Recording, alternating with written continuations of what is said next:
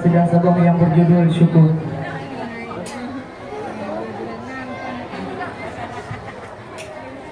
Kan bata aritu bayang patah,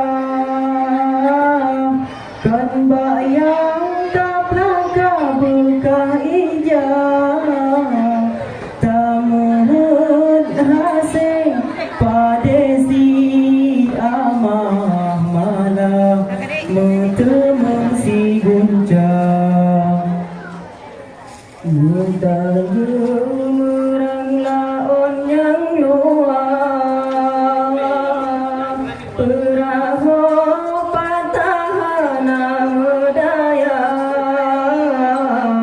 kaihan sayang tayone Allah tapi hikmatan tak kira kadang menyaga beri lebih dibantu oleh tanya dalam dunia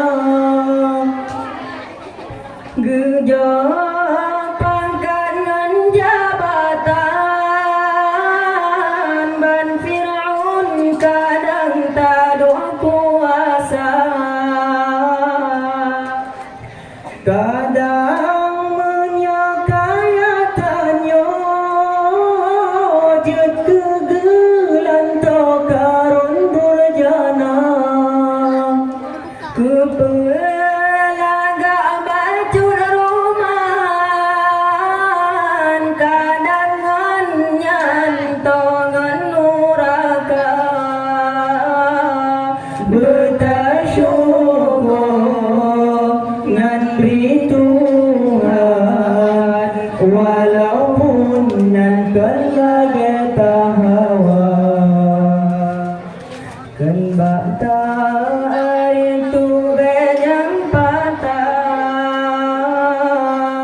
kan banyak kaplaka buka ijah tamuhud hasing padesi amah malah mutemung si guncang mata tenangan tak pandang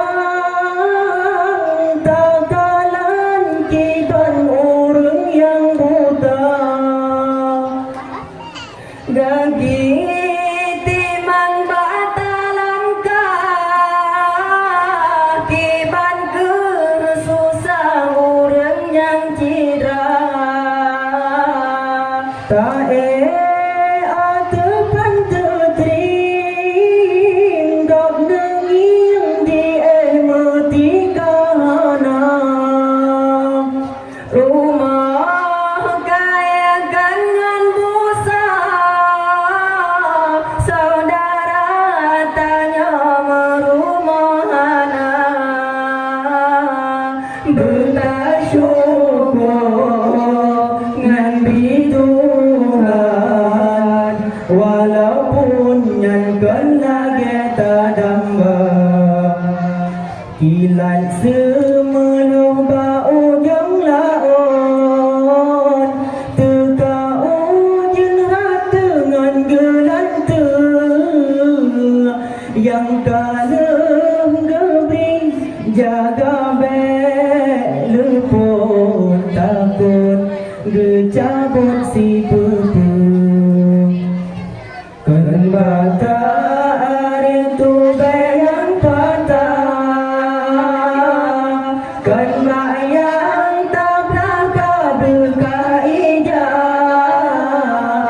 tamuhud hasing padesi amah malah mutemung si guncang. Cukup sekian. Assalamualaikum warahmatullahi wabarakatuh. Waalaikumsalam warahmatullahi wabarakatuh. Terima kasih saya ucapkan kepada Tengku Sunardi dan Tengku Haikal.